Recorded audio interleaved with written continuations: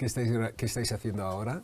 ¿Qué proyecto tienes? Pues a ver, acabamos de terminar, bueno, hace ya algunos meses terminamos Zorro, ahora mismo estamos con Muertos SL para Movistar. Estamos con una producción bastante grande de Netflix, que no puedo decir el título. Bueno, estamos aquí con Luis Ochoa en esta maravillosa sala de Xpost, ¿no, Luis? Xpost. Xpost es una empresa del grupo Sequoia, ¿no? Efectivamente. Cuéntanos un poco cómo es Xpost y dónde estamos. Bueno, pues esta sería de nuestras salas de color, esta es la más pequeñita. Sí. Entonces tendríamos el monitor de referencia, sería un Flanders Scientific, una controladora de color, la Mini de Blackmagic. Esa es la... Sí, esta es la Mini, que con un par de Stream Decks pues se acaba trabajando bastante rápido. 3 monitores de User Interface que al final acaban siendo bastante prácticos para poder tener el DaVinci en una configuración cómoda. Y luego, pues para cliente, un televisor de alta gama de HDR para poderlo ver en grande. En nuestras otras salas tenemos proyección cinematográfica en 2 de ellas. Y luego el sonido en esta sala es 5.1, pero en otras 2 tenemos también Atmos para poder ver y oír con el máximo nivel. Bueno, Luis, en este vídeo lo que nos toca, porque es lo que les toca estudiar a nuestros estudiantes, nos toca hablar de gestión de color, color management. ¿Por qué es tan importante para los estudiantes estudiar gestión de color, comprender bien el concepto de la gestión de color?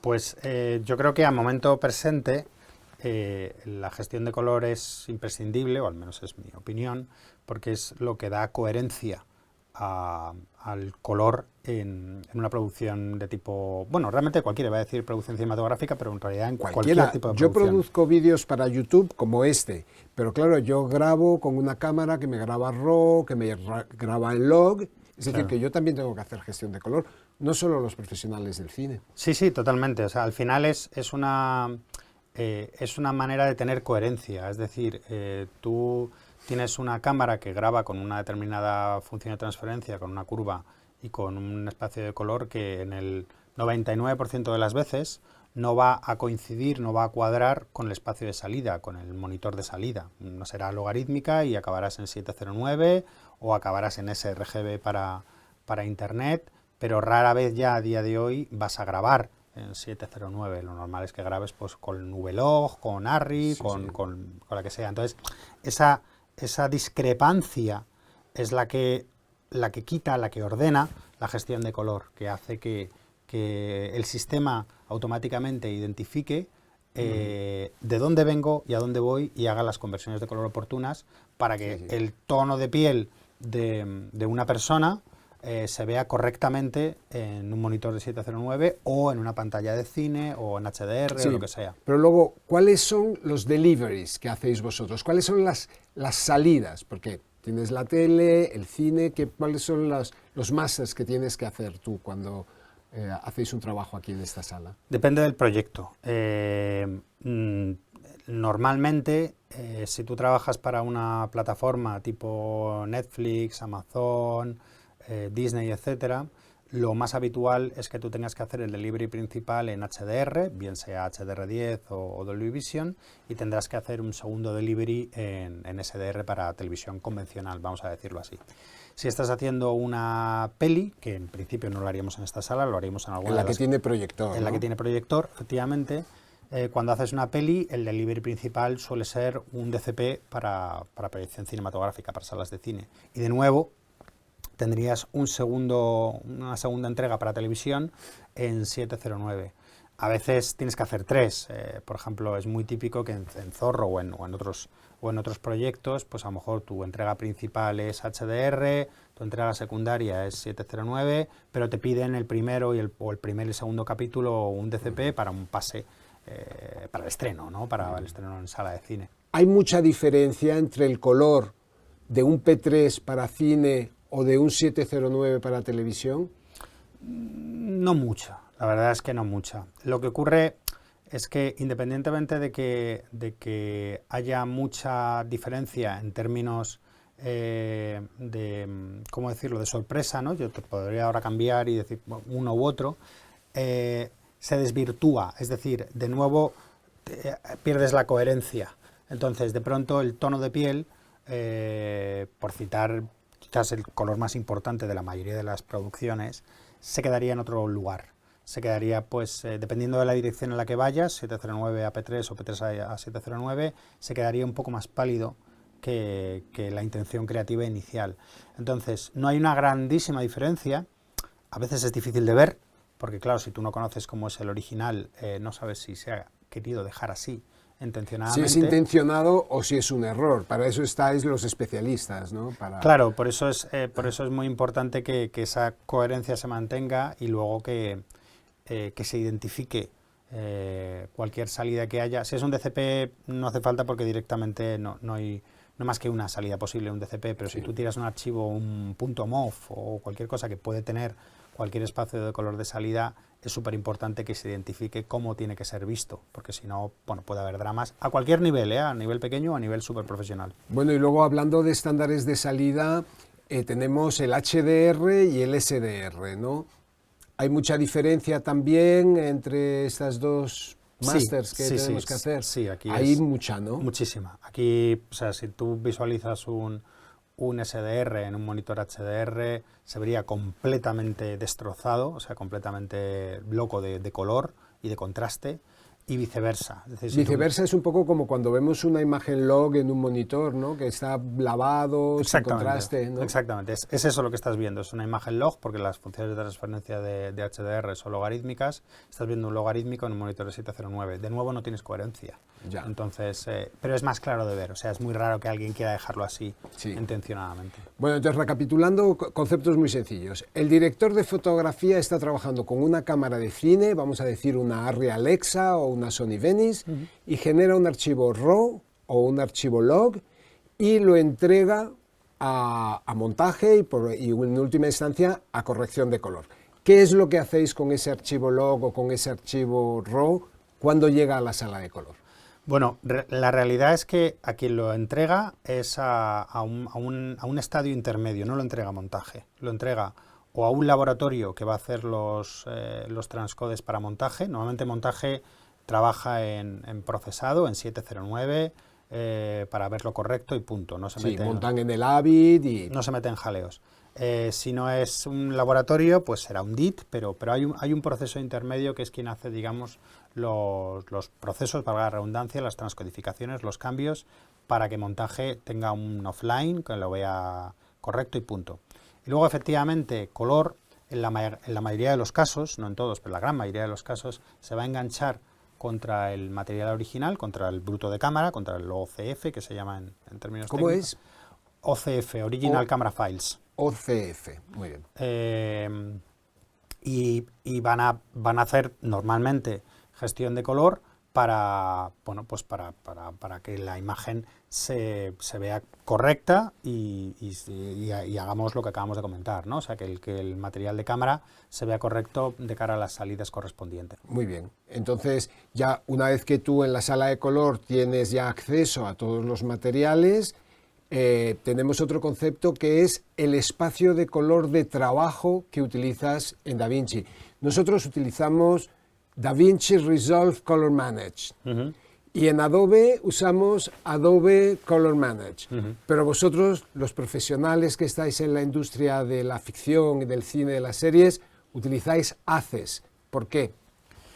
Bueno, no todos empleamos ACES o no en todas las producciones se emplea ACES, pero la razón por la cual emplearíamos ACES en lugar del sistema de trabajo de DaVinci o del de Adobe, del de Baselight, Mystica, el que fuera, es para ser de nuevo coherentes con otros dispositivos, con otras máquinas, con otros softwares. Es decir, si yo utilizo el espacio de color de trabajo y las transformaciones de color de DaVinci, por ejemplo, ya no soy 100% compatible con Visual Effects o con Set o con Editorial, en el caso de que hubiera que aplicar alguna transformación de color ahí, porque la transformación para ir de Arri, por ejemplo, a 709 puede ser perfectamente distinta en cámara, en un Avid, en un Live Grade, en Set, en un Nuke, en un DaVinci o en un Baselight. Entonces tendrías 5, 6, 7, 709 distintos a partir del mismo archivo en el mismo monitor. Entonces, Access unifica eso. Tú, si aplicas una transformación para ir de ARRI o de Sony o de donde sea a 709 a través de Access, a través de la transformación de Access, en un Avid, en un LiveGrade, en un Nuke, en un DaVinci, en un Baselight, en un Mystica, son exactamente iguales en el mismo monitor, claro. O sea, vale. Entonces, si lo estoy entendiendo bien, la industria profesional de alto nivel utiliza Access porque tiene todos esos departamentos que se tienen que interrelacionar, Visual Effects, Color, postproducción, Paint, y hay un acuerdo para trabajar todos en esa norma, pero como dice Cullen Kelly cuando explica Access en esos vídeos que están marcados como referencia en nuestro texto, al final del texto están los enlaces a los vídeos. No está mal trabajar en DaVinci Color Manage, no es más calidad trabajar en Access que en DaVinci Color Manage o en otro sistema, ¿no? Es decir, en términos de calidad, lo único importante es tener un sistema, un espacio de color de trabajo para DaVinci que sea white gamut, que sea grande, ¿no? Claro, o sea, de cara a la gestión de color, tú tienes que estar trabajando en un espacio de color y una función de transferencia que no degrade. Es decir, que sea igual o más grande que tus fuentes y que tu salida. Pero eso lo cumple no solo la de DaVinci, podrías trabajar en la de ARRI. En la de ARRI. Podrías trabajar en la de Red, podrías, o sea, hay muchas opciones. La cuestión de trabajar en una unificada, como haces, es para poder tener una conversación. Y luego de cara, aquí sí suele ser en producciones un poco más grandes, de cara a generar un material de archivo, un material para guardar de cara al futuro, future proof. Es decir, si tú guardases algo, guardases unos archivos en un sistema de gestión de color de DaVinci, por ejemplo, ¿quién te dice a ti que dentro de 50 años DaVinci no ha desaparecido? Entonces, de cara... Access te da esa seguridad. Exacto. De que no es una marca comercial, es una norma. Exacto. Y por lo tanto da más seguridad de que estará recuperable en el futuro lejano. Exactamente. Muy bien. Bueno, pues hay un tema más que quiero comentar contigo, Luis, que tiene que ver con gestión de color, y es la monitorización, ¿vale? Porque tú tienes aquí ahora un monitor profesional donde estamos viendo esta imagen del zorro, y mi pregunta es, ¿qué espacio de color tiene este monitor? Pues ahora mismo estamos viendo un 709, estarías viendo un 709 2.4, pero este monitor permite visualizar también P3. P3, puedes configurarlo para que te enseñe P3, sí, que sería el mismo color que veríamos en una pantalla de cine, ¿no? Sí, salvando cuestiones un poco ya de sistema de representación, que es que nunca vas a ver el color igual en un sistema de luz emitida, como es un monitor, bueno, que en un sistema de luz reflejada. Pero lo que es el tono de piel, sí, debería cuadrar. Sí, debería cuadrar. O sea, sí, no deberían ser dos cosas distintas o verlo mal. No, eso es 100%. Entonces tú lo puedes tener en 709, lo puedes poner en P3. Y en 2020. Y en 2020 también, en Rec 2020, que es esa norma que es la siguiente evolución a Rec 709, ¿no? ¿Y HDR? Sí, permite tanto la curva PQ como la curva HLG, y ya digo, es un monitor en PQ, este en concreto llega hasta los 400 nits más o menos, vale, pero en la actualidad entonces, llegan a 1000. El hecho de que este monitor le puedas cambiar el espacio de color hace que sea un poquito más caro que los que usamos nosotros, que son monitores de 150 euros, sRGB 709, porque de alguna forma, aunque yo sé que hay una diferencia entre el monitor sRGB y el 709, podemos considerar que en términos de color son iguales, ¿no? sRGB y 709. En términos de gamut, sRGB y 709 son exactamente iguales. Pero hay una diferencia en la gama, ¿no? Una es 2.2 y otra es 2.4. Sí, en realidad la pieza clave de un estudio de colores precisamente es su monitorización.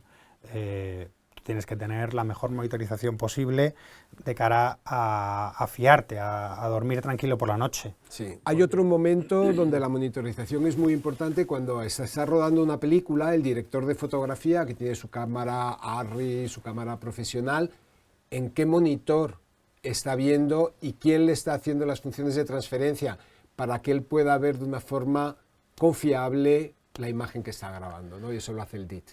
Sí, en sí es un sistema muy sencillo de color, con solamente una transformación y es un monitor 709, pues realmente es muy simple de hacer y a lo mejor, dependiendo, si es un rodaje muy sencillo, a lo mejor el DIT no es necesario. En el momento en el cual el rodaje se complica un poco y ya empiezan a aparecer más cámaras o empiezan a aparecer más monitores o empieza a aparecer, pues lo que hemos comentado antes, sí, la necesidad a lo mejor de hacer los transcodes en rodaje, muchas cosas, ya efectivamente surge esa figura del DIT y es quien gestionaría esta parte de color en set, efectivamente. Bueno, entonces en esta conversación, Luis, que hemos tenido, hemos observado que la gestión de color, el color management, es una cuestión que empieza en el set de rodaje, que luego va al laboratorio, a montaje, a color, a visual effects y por fin a la generación de masters. Es decir, que atraviesa todo el flujo de trabajo de la producción y postproducción. Realmente, si me permites añadir, la gestión de color empieza en la sala de color, antes de set.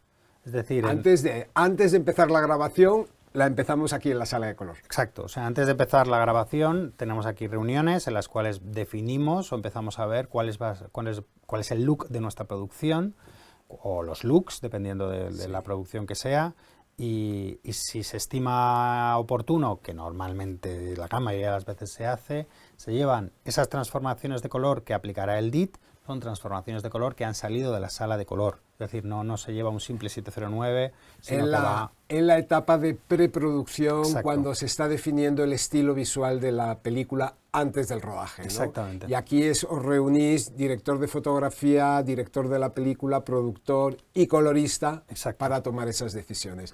Muchas gracias, Luis, por todas estas A ti Paco, muchas gracias.